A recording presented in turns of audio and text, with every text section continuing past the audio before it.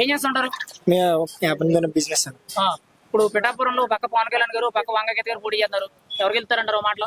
Glass అన్న. పవన్ కళ్యాణ్ గారు. పవన్ కళ్యాణ్ ఎందుకని ఛాన్స్ ఇస్తారంటారు? పక్కా అన్న, ఎందుకంటే ఇప్పుడు అందరినీ గెలిపించి చూసారు ఒక వంతు, ఈయన కూడా రావాలనే కోరుకుంటున్నాం. అది అందరికి అవకాశం ఇచ్చారు కాబట్టి పవన్ కళ్యాణ్ అవకాశం ఇస్తానంటారు. అంతే కదా. ఒకవేళ బాగా చేయకపోతే చూస్తాం కదన్నా. మా మీద ఆయన మీద మాకు నమ్మకం ఉంది 100%. పక్కా. ఎందుకని అంత నమ్మకం మీకు ఆయన మీద? ఏంటి సినిమా యాక్టర్ అని నమ్మకమా లేకపోతే ఏంటి? మీకు ఏమైనా సమస్యల గురించి ఏమైనా స్పందించి ఆయన చూసే విధానం పెట్టాను, మాట్లాడే విధానం పెట్టి, ఆయన మాట్లాడే విధానం బట్టి అన్నిటి విధంగా మాకు నచ్చాడు ఆయన. అది మరి గత 5 ఏళ్ళు ఎంపీ కింద వంగగీతగా చేశారు, పెన్నందరం ఎమ్మెల్యే చేశారు. మరి వీళ్ళ పరిపాలన ఎలా ఉంది 5 ఏళ్ళు? అది మీరు చూసిందే కదన్నా, ఇది తెలిసిందే కదా. అభివృద్ధి పరంగా ఎలా ఉంది పిఠాపురం? ఏమైనా అభివృద్ధి చెందింది? ఎక్కడ అభివృద్ధి చెందిందని మామూలుగానే ఉంది కదా. అది మీరైతే ఫైనల్ గా ఎవరు సపోర్ట్ చేస్తానంటారు? జనసేన వన్ సైడ్ పక్కా. అసలు గుర్తేంటన్నా? గ్లాస్ అన్న.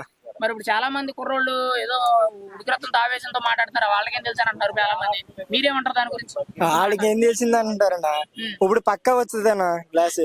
పక్కా గ్లాస్ వస్తుంది. పక్కా గ్లాస్. మీరు ఎందుకు గ్లాస్ పోటేద్దాం అనుకుంటున్నారు? ఒక మాట ఆయనకన్నా, ఆయన ఫ్యాన్స్ ఆఫ్ ఇండియా ఆయన గురించి. పిఠాపురం అభివృద్ధి కోసమా లేకపోతే ఏదో ఫ్యాన్ ఫాలోయింగ్ అని వేద్దాం అనుకుంటారా? అభివృద్ధి గురించేనా? ప్రత్యేకించి అది ఇప్పుడు వరకు జరగని అభివృద్ధి ఆయన హయాంలో జరుగుతుంటారా? జరిగిద్దనా? ఖచ్చితంగా. ఓకేనా? ఎంత మెజారిటీ అవుతుంది? బాగుంటుంది. ఎంత లేదన్నా ఆయన అప్పర్ మెజారిటీతో గెలిచాలనేది కోరుకున్నాం. ఎంత లేదు మెజారిటీ అయితే తెలియదు అంటావు.